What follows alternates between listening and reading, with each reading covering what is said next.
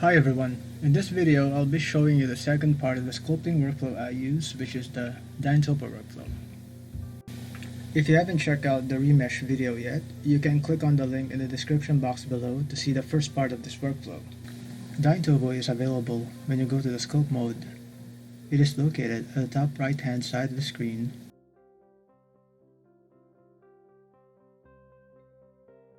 Another location where you can find it is in the Active Tools settings. Dyntopo works by generating polygons in areas where more detail is needed.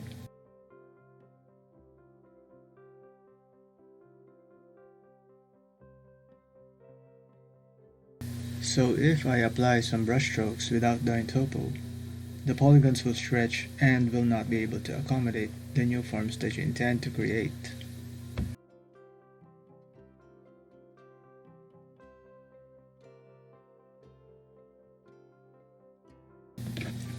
But if I enable Dyntopo, you'll notice that as I use one of the sculpt brushes, you can see that it creates more polygons where needed, and it does this in real time as you sculpt.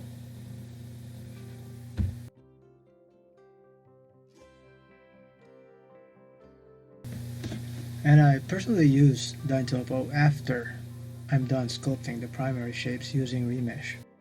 An important thing you need to know early on is there are certain brushes that don't respond to Dyntopo. For example, if I want to sculpt creases using the Draw Sharp brush, notice it doesn't subdivide as I sculpt.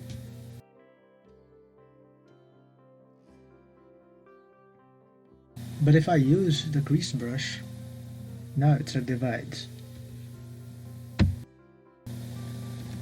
The Draw brush works with Dyntopo as well. Another brush that doesn't seem to work with Dyntopo is the Layer brush.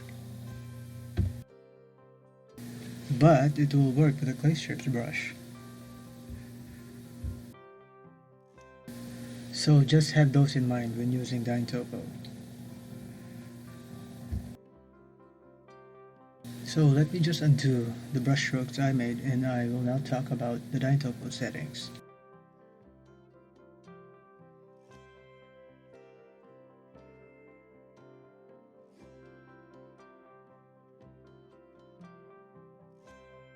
Okay, so now for the settings, let me first go over this detailing drop down.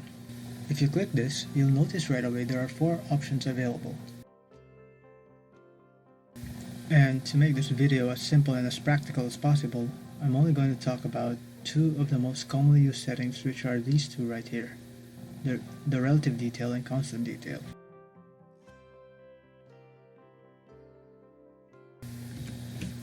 I personally use relative detail. With relative detail, what this is saying is the detail size you generate is relative to how far or how close you are to the model. That means if let's say we have a detail size of 7 pixels, 7 pixels from this distance looks like this.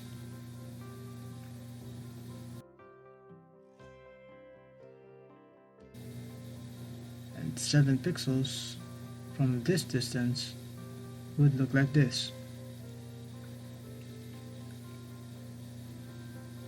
And if we get this close, 7 pixels would look like this.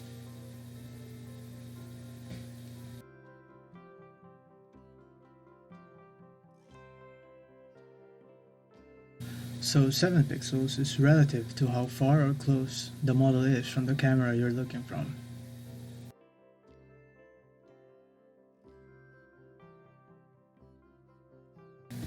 If you hover over the detail size, it says the maximum edge length in pixels.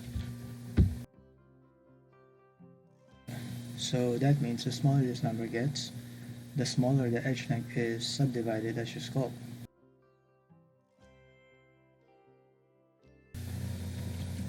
To see how that works, I'll use different values for detail size as I sculpt. Starting with 8 pixels,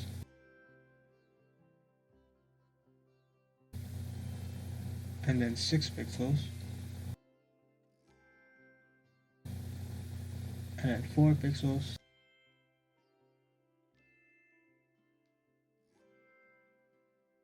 and lastly 3 pixels. Do you notice how it gets more dense as detail size goes down? So that's relative detail.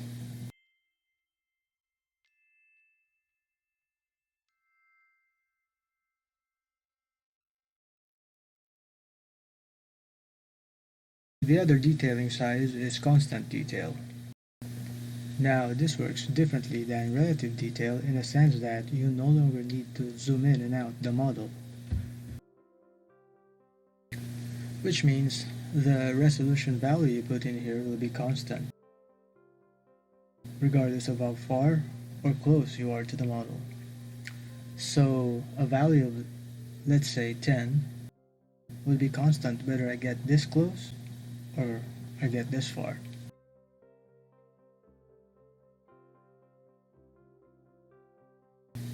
Next is the resolution setting. Now, the logic of how this works is the opposite of detail size. If you mouse over the setting, it tells you that the edge length is determined by dividing one blender unit by whatever value you put in here. So that tells you if you want to sculpt smaller details, this value should get higher consequently. So this is what you get at 10. So if I put 18,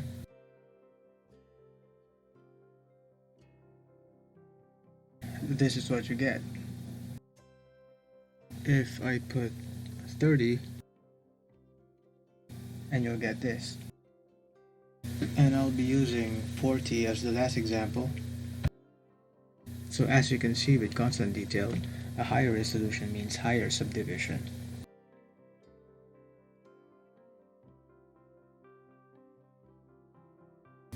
So that's it for constant detail. And the next thing I'm going to talk about is the refine method. Now for the refine method, I'm only going to go over subdivide edges and subdivide collapse, as these are the mostly used settings. I personally use subdivide edges, especially when I get to the point where I need to sculpt and refine the details of the model. Later on, you'll see its application at the latter part of this video. Depending on the brush that you use, subdivide edges is also preferable in maintaining details. If I sculpt over this using subdivide edges, notice how it's somehow preserving the details underneath it. But see what happens if I use subdivide collapse, and take note of how it gets rid of those details. Now, this doesn't mean subdivide edges is better than subdivide collapse. It's just that subdivide collapse has a place where it works best, like when you're blocking out the scope. So the next part of this video will be a time-lapse video showing you an actual application of the Dyntopo settings I use. So for the Dyntopo stage, I will be using the same model I created in the Sculpting with Remesh video.